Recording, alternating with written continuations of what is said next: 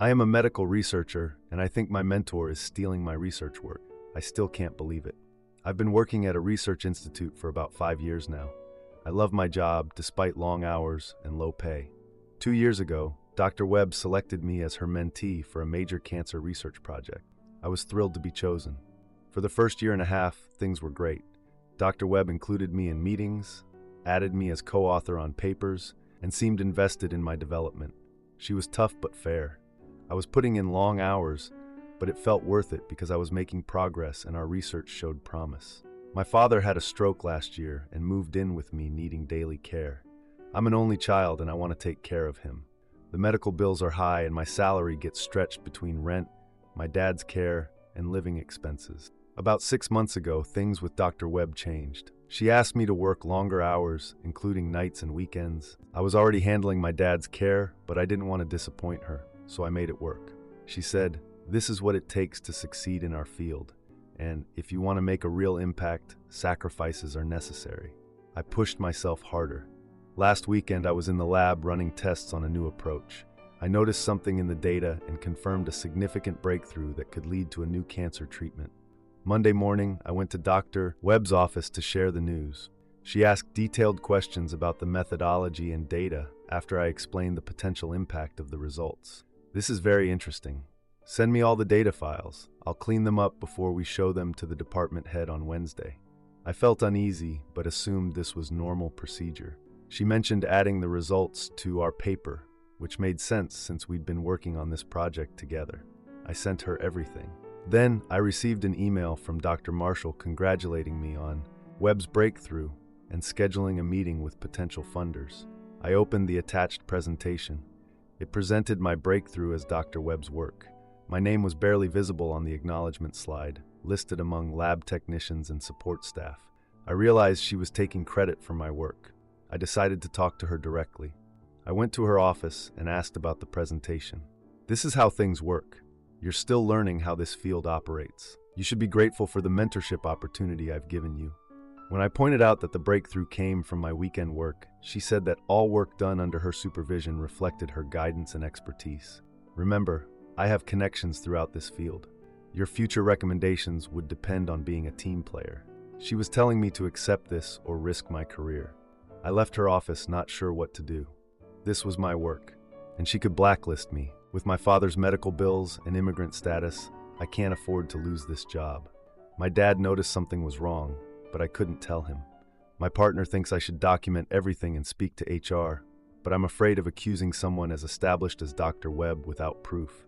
I only have conversations and my data, which she could claim as hers. Edit. I checked the department website, and they've posted a news item about Dr. Webb's promising breakthrough, with her photo and interview quotes about how she developed the approach. As an immigrant, I was raised to respect authority and avoid confrontation, but I believe in fairness. Part of me wants to speak up, but I remember stories my father told about staying quiet to survive.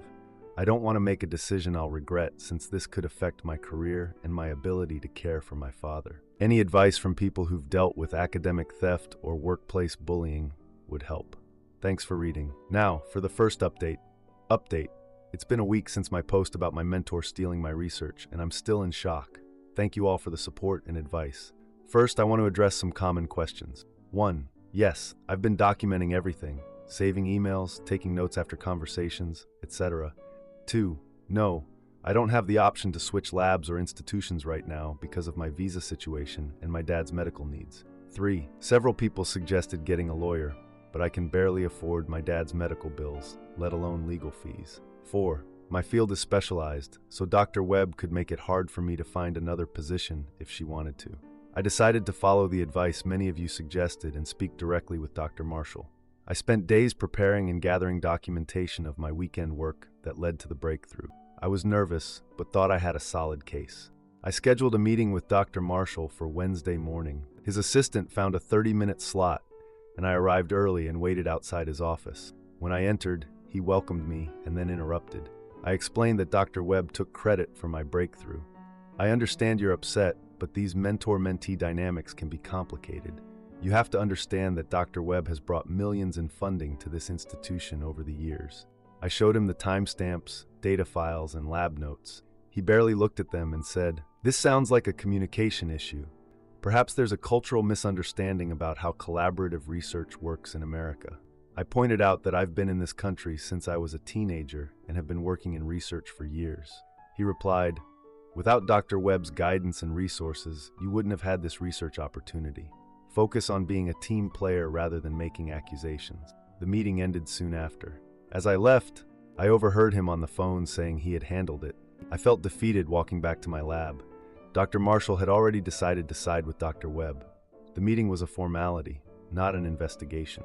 That afternoon, I received an email from Dr. Webb assigning me to a different research track, removing me from my breakthrough project. The email mentioned diversifying my research experience and exploring other areas, but the message was clear. I was being pushed out of my work. The new project is a dead-end path that previous lab members abandoned months ago. It is presented as a development opportunity, but acts as a punishment. That evening, while helping my dad with his physical therapy exercises, I received a text from a colleague. They warned that Dr. Webb told other researchers I'm difficult to work with and lack understanding of collaborative science. She changed the story to make me look like I was stealing credit. I feel trapped. If I push back further, Dr. Webb could threaten my career prospects and recommendations. If I stay quiet, I watch someone else take credit for my breakthrough while I work on a meaningless project. I can't risk losing this job because of my dad's healthcare needs. My partner thinks I should continue documenting everything and possibly reach out to the university ethics committee, but I'm not sure if that would help or make things worse. The academic world is small, and Dr. Webb is well connected. Edit. I checked my university email and saw a press release on the department website about Dr. Webb's promising breakthrough, with quotes from her about the inspiration behind the discovery. They've scheduled her for a presentation at next month's conference where she'll present my work. I'm upset reading it. My dad noticed my reaction, and after I told him everything, he encouraged me to fight back. He said he regrets staying silent during similar situations in his own career.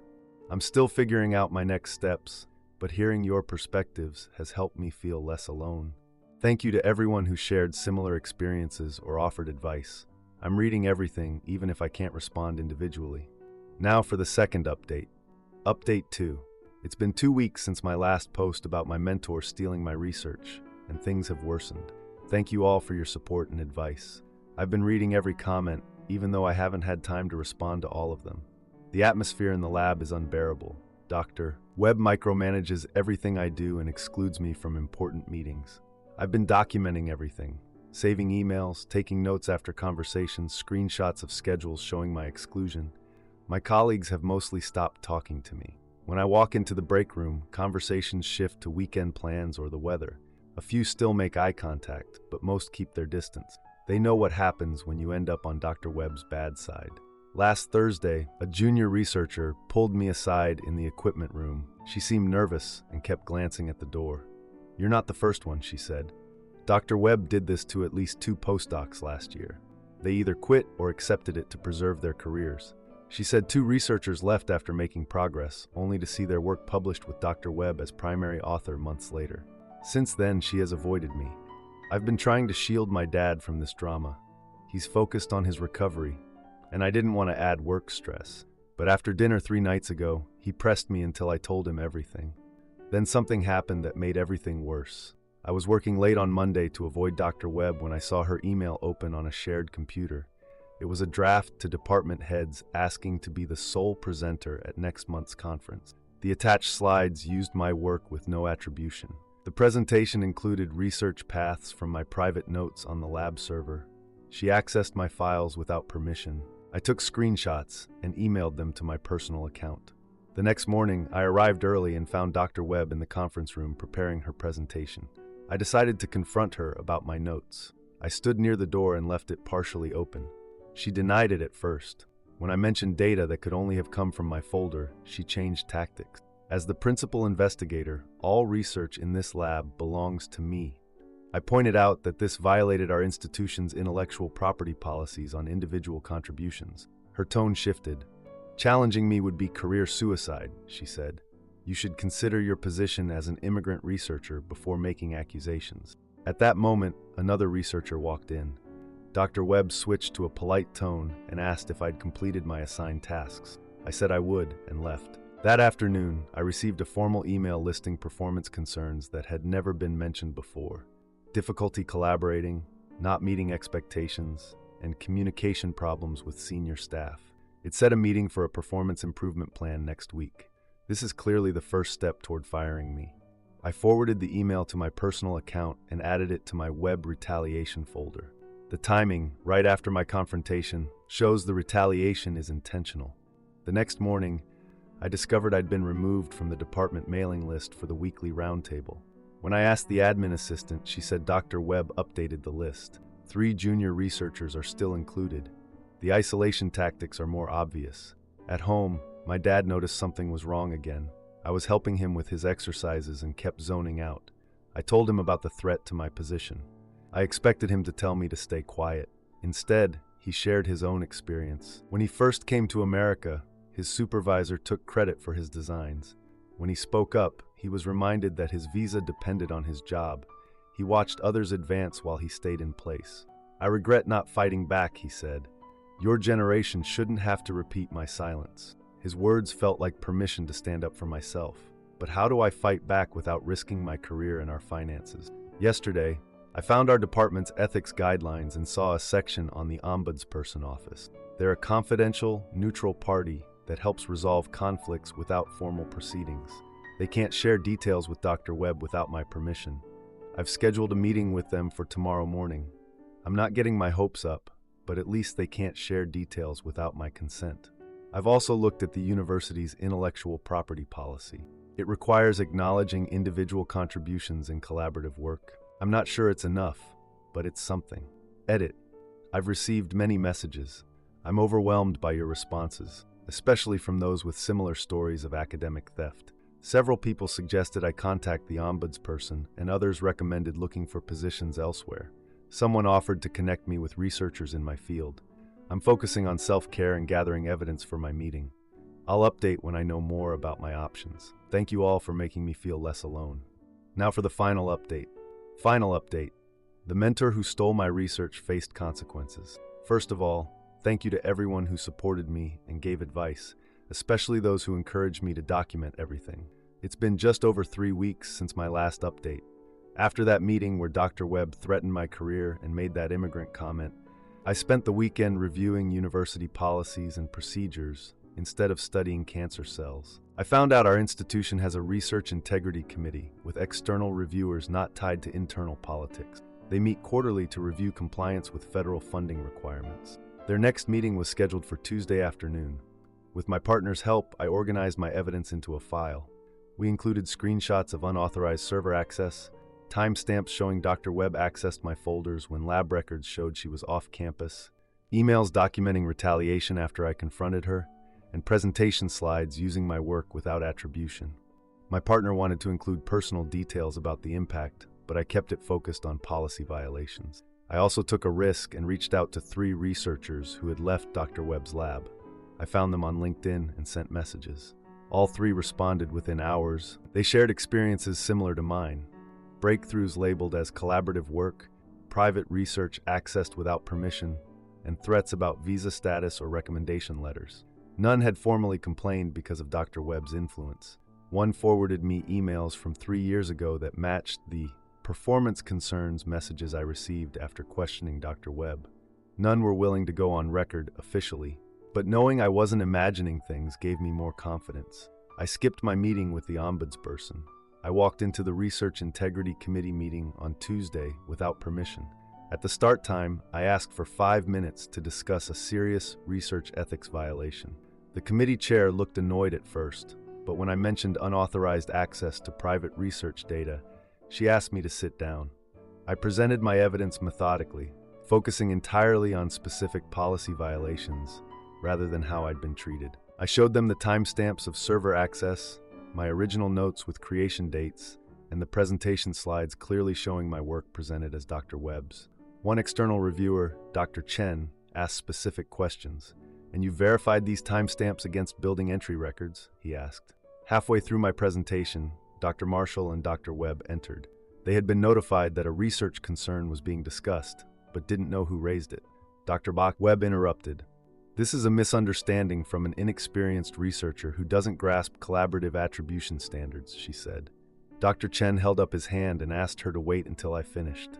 When I finished, Dr. Webb gave a rehearsed defense, calling me a disgruntled employee who misunderstood collaborative research standards. She emphasized her mentorship, her 25 years of experience, and her publications. Then Dr. Chen asked, "Dr. Webb, could you explain why these records show you accessing private server folders at 11:42 p.m. last Monday, when building logs show you swiped out at 7:15 p.m. and didn't return that evening?" Dr. Webb did not respond. Dr. Marshall reviewed the documents I provided.